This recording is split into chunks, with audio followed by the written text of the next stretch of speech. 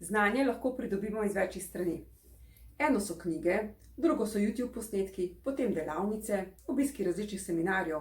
Našo podlago nam pa da osnovna šola, fakultete, magisteriji in tako dalje. Nekaj sem prepričana, da pa ne vzamete kot znanje. In sicer povratno informacijo. Povratno informacijo osebe na drugi strani. Predstavljajte si, da ste ta trenutek nekje na delovnem mestu in pride vaš vodja in vam predlaga neko spremembo v vašem delovnem procesu. Kako reagirate? Ali razmišljate, spet neki nalaga, spet se dela pametna? Ali res to sprejmete kot dobrodošlico, kot lažjo rešitev, kot mogoče linijo najmanjšega odpora?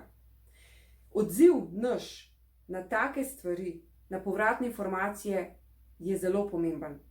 Če jih sprejmete in spoštujete kot znanje osebe na drugi strani, katera vam je to predlagala, bo izhod čisto drugačen v delovnem procesu in tudi vi se boste drugače počutili.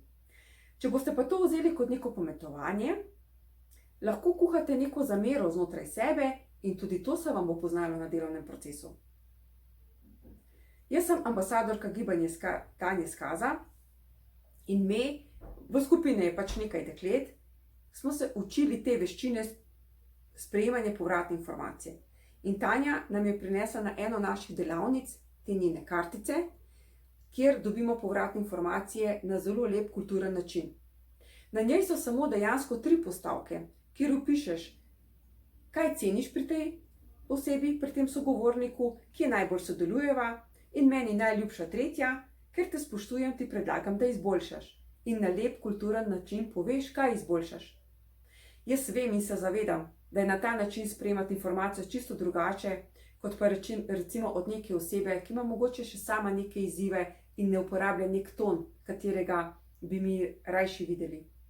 Ampak dajte naslednjič pomisliti, da so te predlogi in da je ta povratna informacija podlaga za neko znanje. Za znanje, katero bo tudi vam služilo, da boste lažje predelali vso stvar in da boste lažje rešili celoten postopek. Vesela bom vaših komentarjev, vaših mnenj, kako vi sprejemate povratne informacije. Jaz vem, da so to veščine in te veščine se da naučiti. Se vidimo v naslednjem videu. Nasvidenje.